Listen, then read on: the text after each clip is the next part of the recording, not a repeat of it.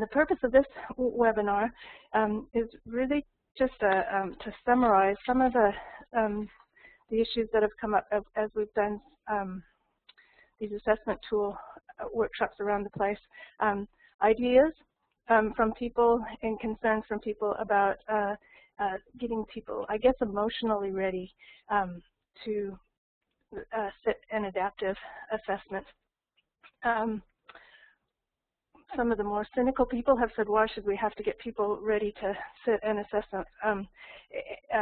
And the answer is we always do get people ready to set an assessment. It's just that normally we're getting them ready with content, and because this is a diagnostic assessment, all your learners are going into it cold, and so they need to have a little bit of priming, I've called it, to get them emotionally and mentally ready, I guess, to sit the tool assessment.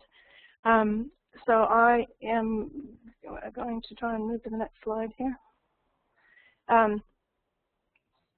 Before your learners sit an assessment, they need to know why they're sitting the assessment, of course, and the discussion that you have with your learners here is really depends on how you're going to use the results from the assessment. So in this, to use the fewest amount of words, I guess, the purpose of the assessment is to find out what your learners know so that you can match their needs to the course requirements, and so that you can plan to help to plan your teaching to fill any gaps that the students might have. Again, organizationally, I think you need to think about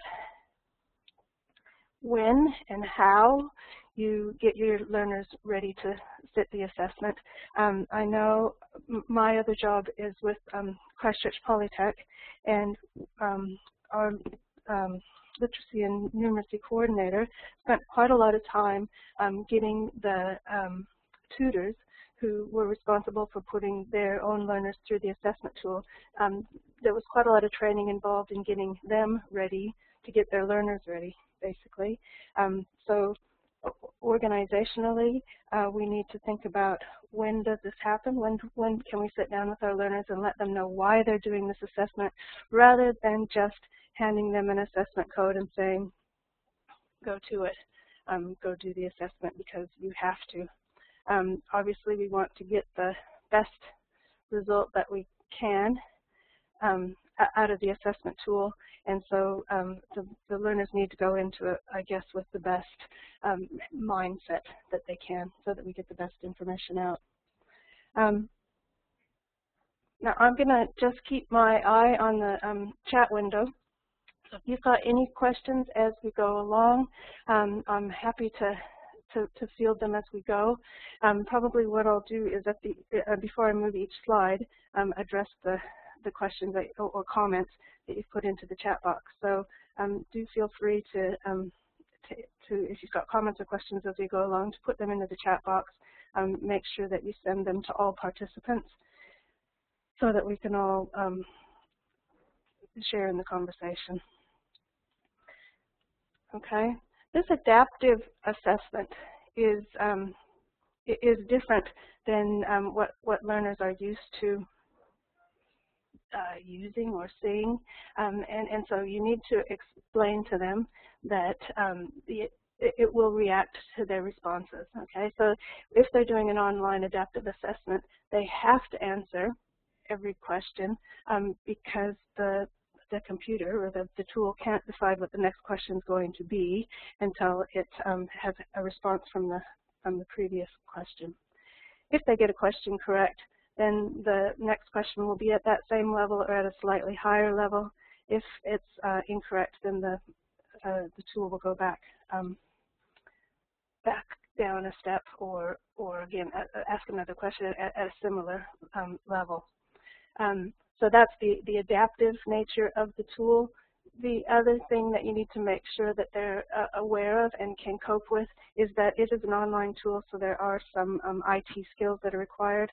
There's different ways of answering questions in there. Some of them are typed in the response. Some of them will be highlight and answer. Some of them are tick the radio box. So again, just make sure that your learners have got enough computer and IT skills to actually input the information that they need to.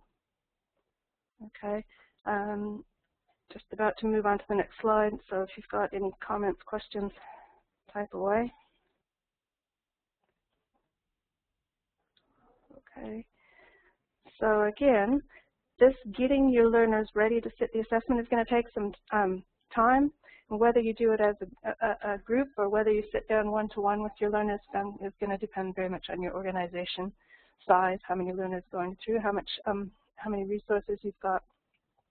But you should be saying things to your learners like, you're not expected to know all of the answers. Okay, so this diagnostic adaptive assessment is different than any other assessment that we've asked that learners have done through their learning.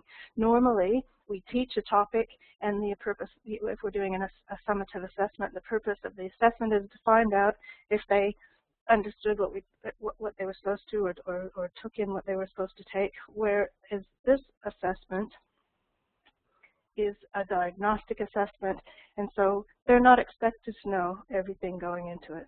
All right, so you need to make sure that they're aware of that. I say things like, if it feels like it's getting harder, that's a good thing because you're getting the answers right. And the nice thing about that statement with the adaptive assessment is that it's true no matter what level they're operating at.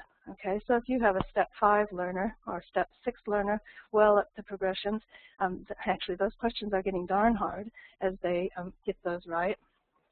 But it feels the same way for somebody working down at step 2 and 3. Okay, so for them, the questions are getting harder as they get them right, and I don't know, it's just a positive way to put it, I think, for them, that if it feels like it's getting harder, then that's a good thing because that means you're getting some questions correct. All right, this thing about their emotional well-being, you know, that it's not about finding out whether you're good at math or bad at math or reading.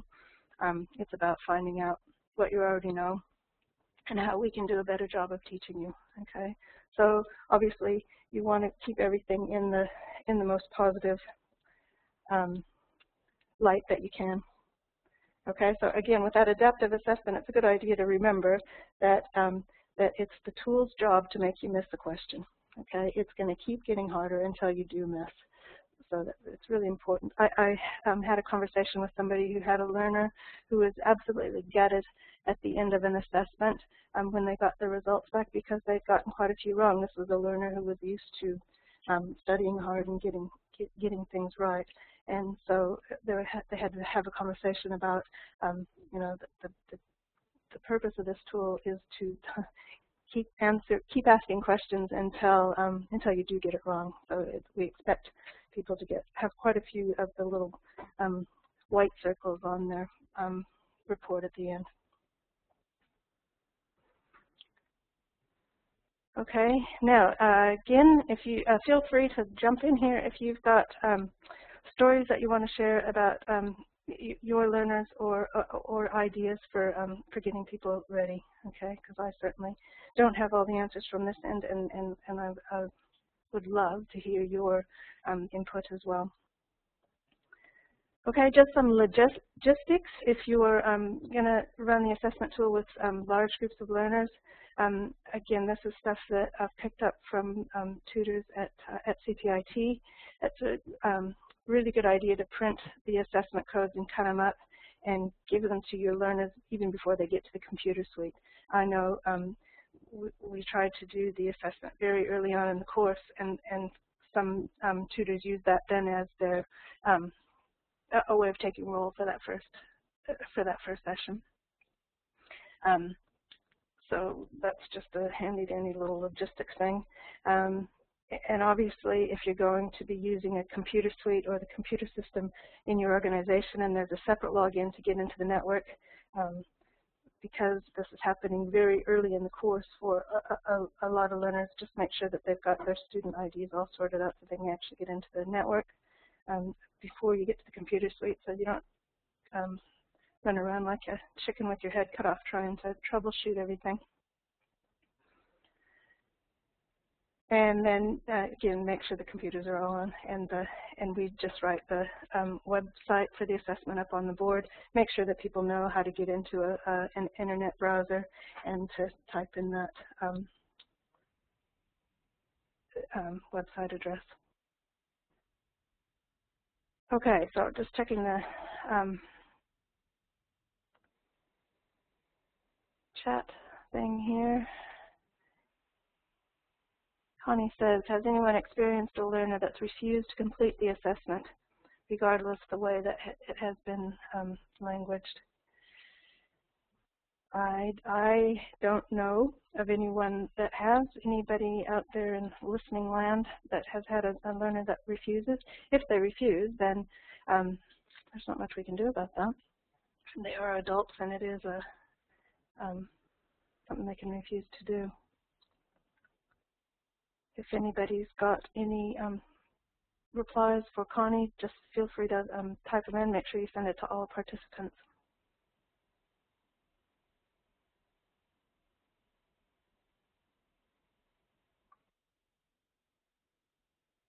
Okay, and Jan.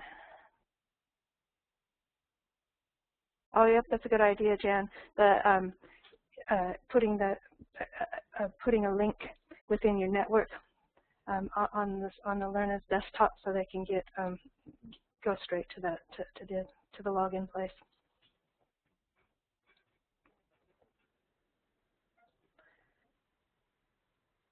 And JJ is saying that when they don't like to participate, they do a bad job.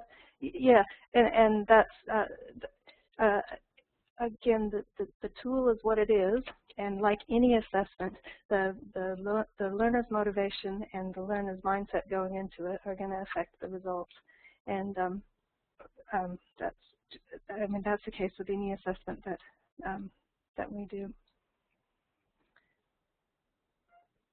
Okay. Oh, sorry, and I meant to push that button before. If you've got a data projector in the room, just have that login page showing so they know what they're looking for when they get there. Okay, so again, I've already talked about that. Just check that your learners have got the computer skills that they need to input their answers. There is, in the reading assessment particularly, there is a lot of reading, and it takes quite a lot of time for some learners to get through that assessment. It is perfectly okay for them, well, as far as the tool is concerned, for them to take a break in the middle. They can log out of the tool, they can come back in and put their assessment code in, and it'll pick up where they left off.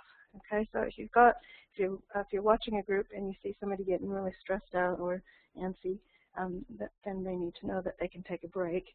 Again, logistically, as long as that works for the time allowed in your organization. Okay, the questions are all written in different contexts. So some of the questions will be contexts that people are interested in, and others won't. But again, because of the adaptive nature of that assessment, they have to attempt all questions. All right. So again, I think I said that earlier. If they get to a question that they just don't know the answer to, then they give it their best shot and move on, because the tool can't move on until they've entered something. Okay. But let them know that the context changes as they go along. So if they find a context early on that doesn't interest them, there might be one that comes up later that's more interesting to them. Okay, really important that they know to expect about between 30 and 35 questions. Most of the adaptives come in at about 30, 31, 32 questions. And I know we did a practice assessment with a NCALE group the other day just to look at the environment. And by the time we were doing it as a group, by the time we got to question 15, you started thinking, oh man, when is this going to end? But because we knew how many questions there were going to be, you can look at the question number and decide how far along you are. Okay. But if you don't give them that information, then it really does feel like you're wandering around in a jungle lost and you don't know when you're going to get out. Okay. So really important that they know how long they can expect the assessment to be. Okay, and again, just make them aware that their assessment is different than their others, and that's particularly important if they're comparing results afterwards. And what did you get for question 3? Then of course each of them is going to have a different question 3. Okay, I'm just having a glance over at that chat room, and you guys are having a wee chat about people's attitudes going into it. I know NZCR and TEC are aware of those glitches, and again, we're working with humans, and the assessment tool isn't going to be the be-all and end-all, but it. I guess another thing about people's attitude is if they've got a poor attitude going into an assessment, then they may have a poor attitude about learning in general. So again, that is some information that you've got about your learners, all right? Even if it's not the information that you'd like to have. Charlie has said it would be good maybe to have a meter bar on the screen for test takers.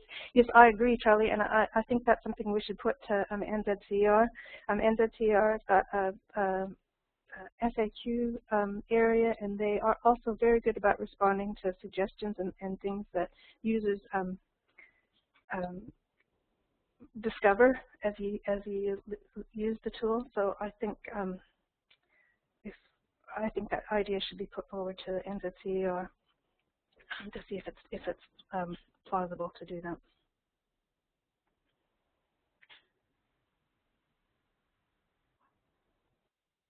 Okay.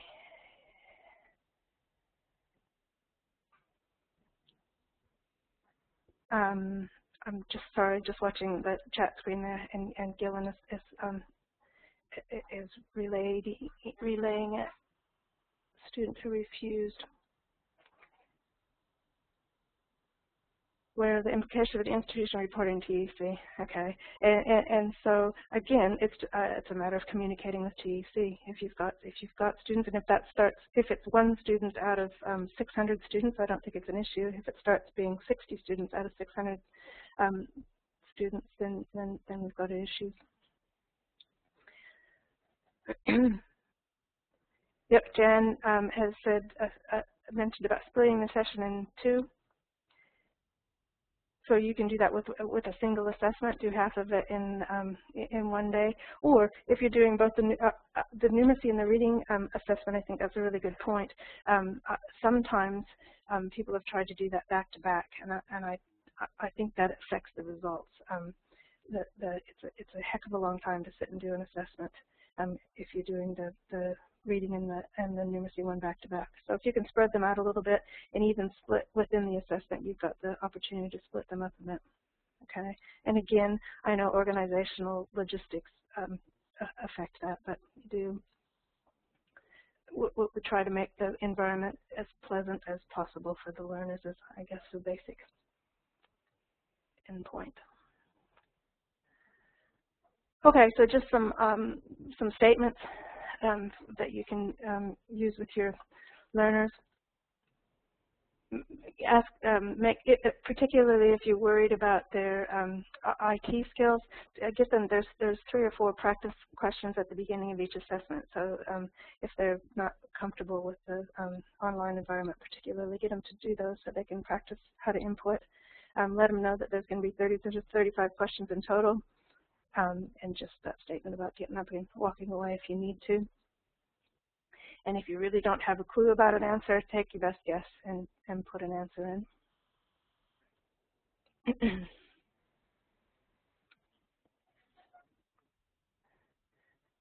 Okay, and again, where you do this is up to you, but they are going to be able to see their results straight after the assessment. So you just need to prepare them a little bit for what those results are going to look like. Because again, it's not like a percentage mark, which people are used to seeing in school assessments. So let them know that they'll be able to see their results, and what they're going to see is that the computer has placed them on a step, and it's from step 1 to 6. And let them know that there's likely to be a lot of incorrect answers, and the tool's just trying to find the best fit for the learner where they will consistently score well at that level. Okay, so again, that whole idea that the assessment tool is setting out to make you miss answers.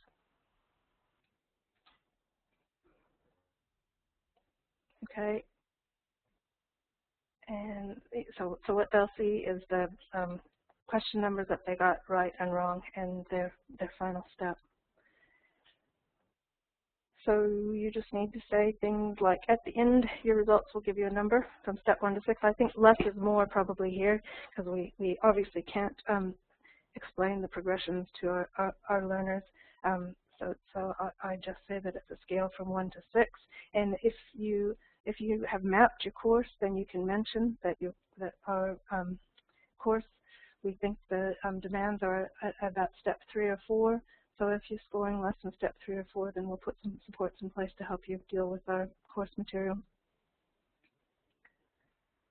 Okay, and that statement about it's okay to have quite a few wrong answers, and the results will help us see what you already know and where there's room for improvement. Okay. I'm just going to have a look over at this chat room and see if you guys are just chatting away over there.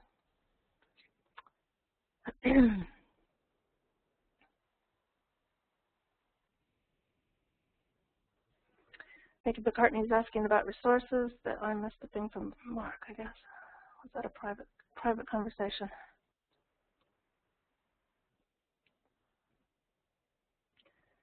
Okay, Bronny's just re-emphasizing that back-to-back assessments are too hard. And yeah, I think 1 assessment a week is ideal if you can do that. JJ, I think theoretically 1,000. I think the scale goes from 1 to 1,000, but I could be wrong there.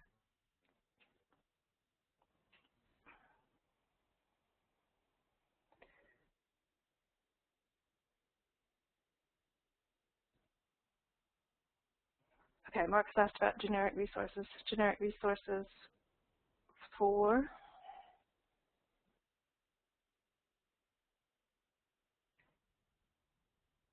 okay. I'm just reading away here, so I'll let you guys read the chat.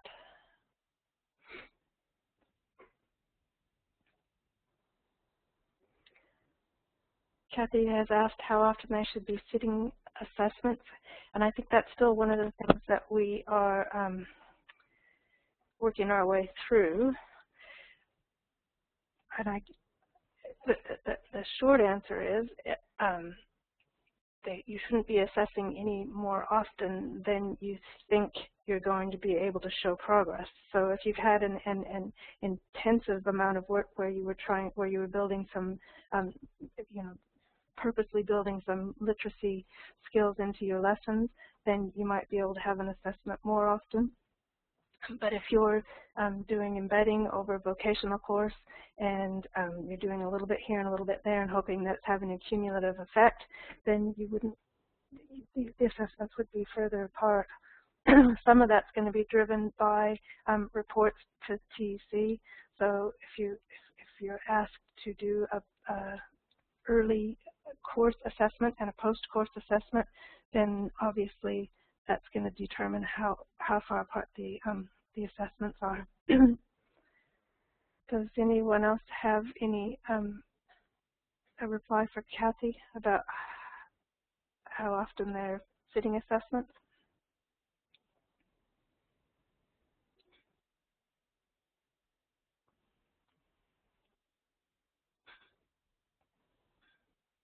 Okay, I've got just a couple more slides here. I'll get through what, and this is just to remind everybody what the this is the view that the learner is going to get. Okay, and I'll point out here that the when the educator report comes out, you can actually click on those circles, the question numbers, and it'll take you to information about the question.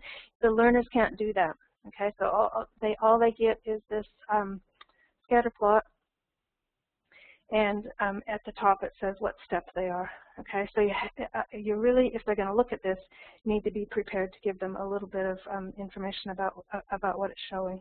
Okay.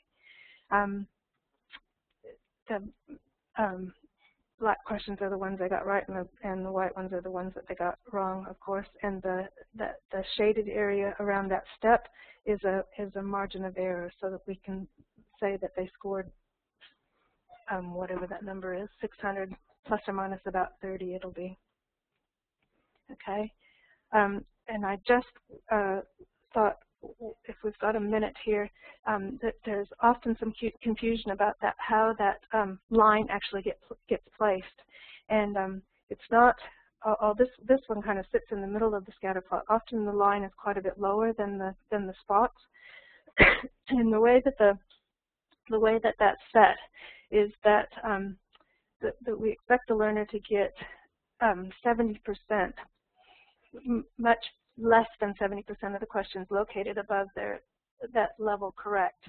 Okay, which means that it's not the average, it's not the line of best fit, but it's a line of competence and confidence, I guess. So we're confident that they'll be able to do most of the questions that are at a level below their step and get them correct.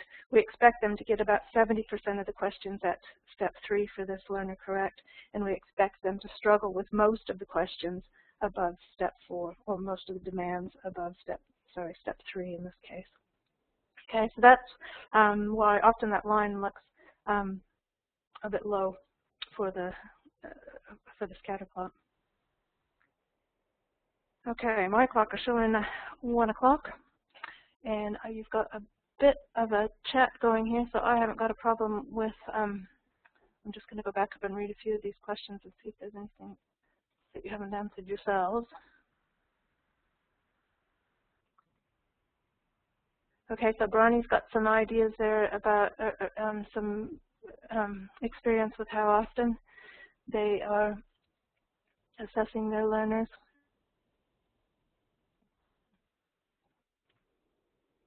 And Annette's got some ideas about the PTE.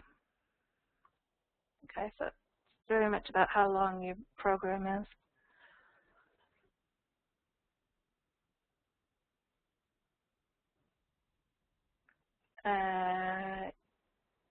Now, Gillen, I just realized when I did that slide, can they see the questions, or do they just get the scatter plot? Can anybody confirm that? I can't remember. When the student results pop up, they get the scatter plot. Do they also get the list of questions? I think they do, but all that it tells them is the intent of the question and the context. It doesn't tell them what the actual question was. Yep, thanks, Gillen. I didn't know if that was a question or a statement on there. Okay, so that's it. So if we go back to so they get that scatter plot, and they also get that top level view of the questions, where it says what the intent of the question was and what step it was at. But they don't get to see the actual question. Okay. Well, thank you all for tuning in, and I hope that there was some useful information.